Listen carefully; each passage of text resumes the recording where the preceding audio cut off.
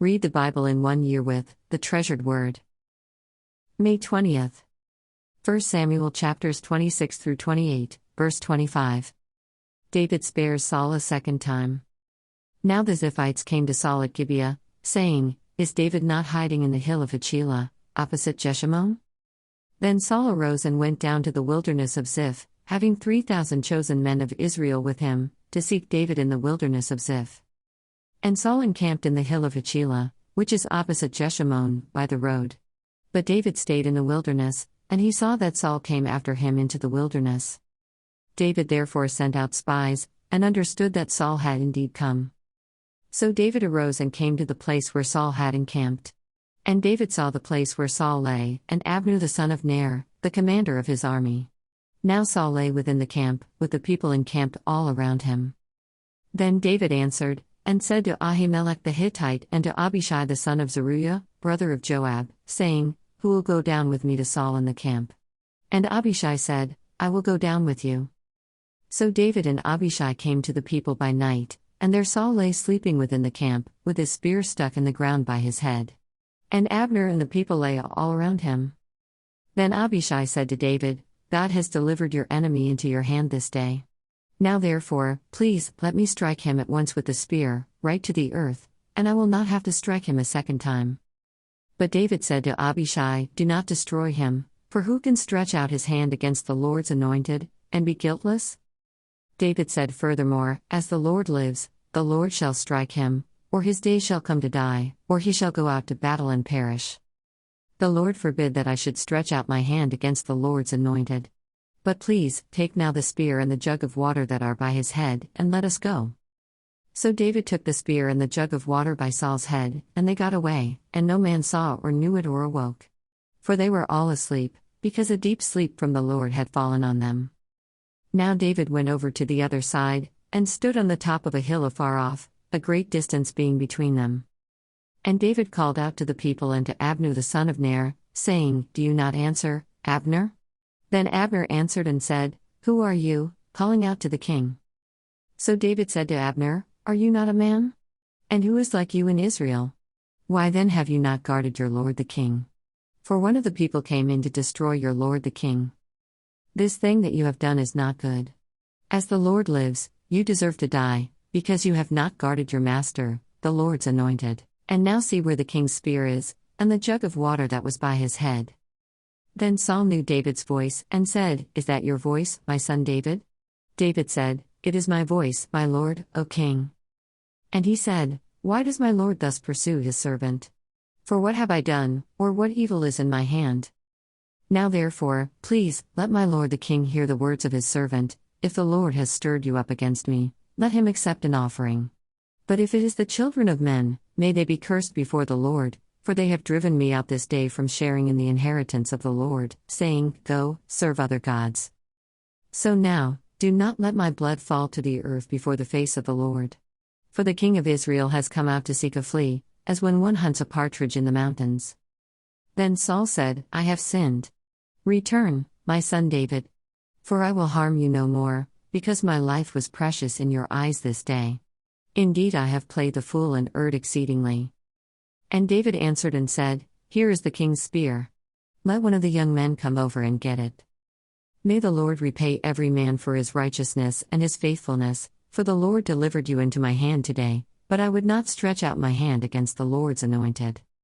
And indeed, as your life was valued much this day in my eyes, so let my life be valued much in the eyes of the Lord, and let him deliver me out of all tribulation." Then Saul said to David, "May you be blessed, my son David. You shall both do great things and also still prevail." So David went on his way, and Saul returned to his place. David allied with the Philistines. And David said in his heart, "Now I shall perish some day by the hand of Saul. There is nothing better for me than that I should speedily escape to the land of the Philistines, and Saul will despair of me, to seek me any more in any part of Israel. So I shall escape out of his hand." Then David arose and went over with the 600 men who were with him to Achish the son of Maok, king of Gath. So David dwelt with Achish at Gath, he and his men, each man with his household, and David with his 2 wives, Ahinoam the Jezreelitess, and Abigail the Carmelitess, Nabal's widow. And it was told Saul that David had fled to Gath, so he sought him no more. Then David said to Achish, "If I have now found favor in your eyes, let them give me a place in some town in the country, that I may dwell there.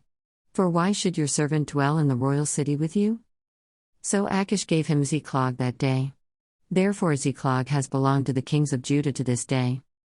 Now the time that David dwelt in the country of the Philistines was 1 full year and 4 months. And David and his men went up and raided the Geshurites, the Gersites, and the Amalekites. For those nations were the inhabitants of the land from of old, as you go to Shur, even as far as the land of Egypt. Whenever David attacked the land, he left neither man nor woman alive, but took away the sheep, the oxen, the donkeys, the camels, and the apparel, and returned and came to Achish. Then Achish would say, "Where have you made a raid today?" And David would say, "Against the southern area of Judah, or against the southern area of the Jerahmeelites, or against the southern area of the Kenites." David would save neither man nor woman alive, to bring news to Gath, saying, "Lest they should inform on us," saying, "Thus David did." And thus was his behavior all the time he dwelt in the country of the Philistines. So Achish believed David, saying, "He has made his people Israel utterly abhor him, therefore he will be my servant forever." Saul consults a medium. Now it happened in those days that the Philistines gathered their armies together for war to fight with Israel. And Achish said to David, "You assuredly know that you will go out with me to battle, you and your men." So David said to Achish, "Surely you know what your servant can do." And Achish said to David, "Therefore I will make you one of my chief guardians forever." Saul consults a medium. Now Samuel had died, and all Israel had lamented for him and buried him in Ramah, in his own city. And Saul had put the mediums and the spiritists out of the land. Then the Philistines gathered together, and came and encamped at Shunem. So Saul gathered all Israel together, and they encamped at Gilboa. When Saul saw the army of the Philistines, he was afraid, and his heart trembled greatly. And when Saul inquired of the Lord did not answer him, either by dreams or by Urim or by the prophets. Then Saul said to his servants, "Find me a woman who is a medium, that I may go to her and inquire of her." And his servants said to him, "In fact, there is a woman who is a medium at Endor." So Saul disguised himself and put on other clothes, and he went, and 2 men with him, and they came to the woman by night. And he said, "Please conduct a séance for me, and bring up for me the one I shall name to you." Then the woman said to him, "Look, you know what Saul has done, how he has cut off the mediums and the spiritists from the land. Why then do you lay a snare for my life, to cause me to die?" And Saul swore to her by the Lord, saying, "As the Lord lives, no punishment shall come upon you for this thing." Then the woman said, "Whom shall I bring up for you?" And he said, "Bring up Samuel for me." When the woman saw Samuel, she cried out with a loud voice. And the woman spoke to Saul, saying, "Why have you deceived me? For you are Saul?" And the king said to her, "Do not be afraid. What did you see?" And the woman said to Saul, "I saw a spirit ascending out of the earth." So he said to her, "What is his form?" And she said, "An old man is coming up, and he is covered with a mantle." And Saul perceived that it was Samuel, and he stooped with his face to the ground and bowed down. Now Samuel said to Saul, "Why have you disturbed me by bringing me up?" And Saul answered, "I am deeply distressed, for the Philistines make war against me, and God has departed from me and does not answer me any more, neither by prophets nor by dreams. Therefore I have called you, that you may reveal to me what I should do." Then Samuel said, "So why do you ask me, seeing the Lord has departed from you and has become your enemy? And the Lord has done for himself as he spoke by me.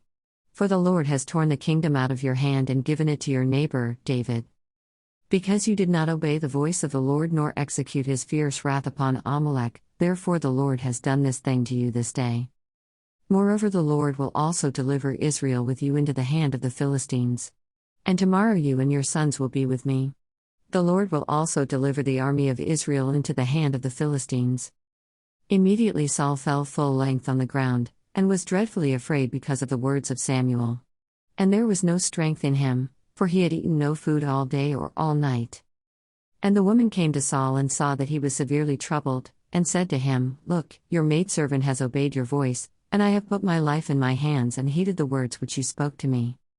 Now therefore, please, heed also the voice of your maidservant, and let me set a piece of bread before you, and eat, that you may have strength when you go on your way." But he refused and said, "I will not eat." So his servants, together with the woman, urged him, and he heeded their voice. Then he arose from the ground and sat on the bed. Now the woman had a fatted calf in the house, and she hastened to kill it. And she took flour and kneaded it, and baked unleavened bread from it. So she brought it before Saul and his servants, and they ate.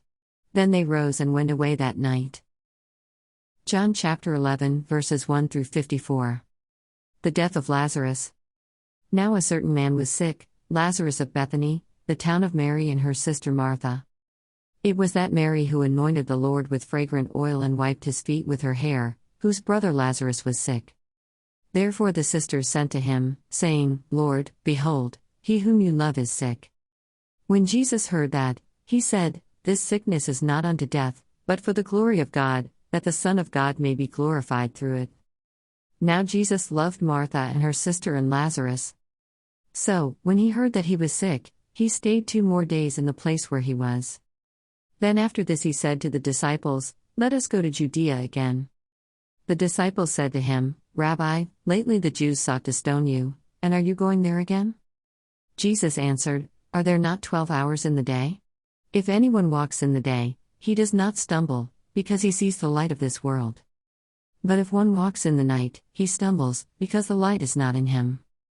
These things he said, and after that he said to them, "Our friend Lazarus sleeps, but I go that I may wake him up."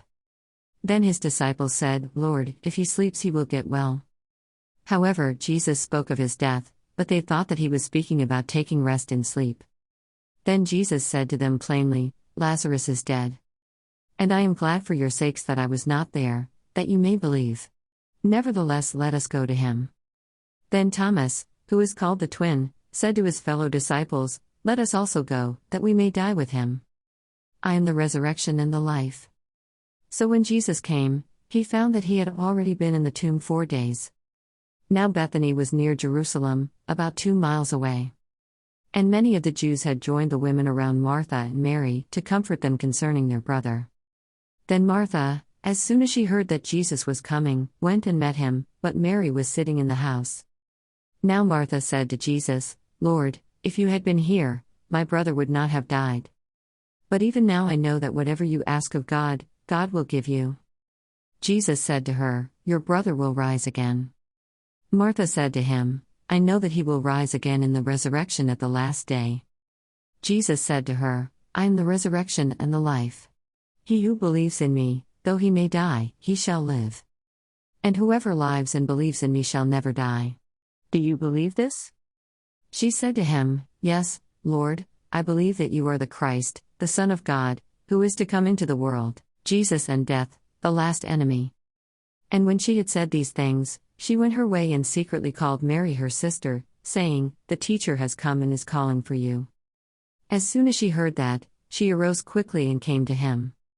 Now Jesus had not yet come into the town, but was in the place where Martha met him. Then the Jews who were with her in the house and comforting her, when they saw that Mary rose up quickly and went out, followed her, saying, "She is going to the tomb to weep there." Then, when Mary came where Jesus was, and saw him, she fell down at his feet, saying to him, "Lord, if you had been here, my brother would not have died." Therefore, when Jesus saw her weeping, and the Jews who came with her weeping, he groaned in the spirit and was troubled. And he said, "Where have you laid him?" They said to him, "Lord, come and see." Jesus wept. Then the Jews said, "See how he loved him." And some of them said, "Could not this man, who opened the eyes of the blind, also have kept this man from dying?" Lazarus raised from the dead. Then Jesus, again groaning in himself, came to the tomb. It was a cave, and a stone lay against it. Jesus said, "Take away the stone." Martha, the sister of him who was dead, said to him, "Lord, by this time there is a stench, for he has been dead 4 days." Jesus said to her, "Did I not say to you that if you would believe you would see the glory of God?" Then they took away the stone from the place where the dead man was lying. And Jesus lifted up his eyes and said, "Father, I thank you that you have heard me. And I know that you always hear me, but because of the people who are standing by I said this, that they may believe that you sent me." Now when he had said these things, he cried with a loud voice, "Lazarus, come forth." And he who had died came out bound hand and foot with grave clothes, and his face was wrapped with a cloth. Jesus said to them, "Loose him, and let him go." The plot to kill Jesus. Then many of the Jews who had come to Mary, and had seen the things Jesus did, believed in him. But some of them went away to the Pharisees and told them the things Jesus did. Then the chief priests and the Pharisees gathered a council and said, "What shall we do? For this man works many signs. If we let him alone like this, everyone will believe in him, and the Romans will come and take away both our place and nation." And one of them, Caiaphas, being high priest that year, said to them, "You know nothing at all. Nor do you consider that it is expedient for us that one man should die for the people, and not that the whole nation should perish." Now this he did not say on his own authority, but being high priest that year he prophesied that Jesus would die for the nation.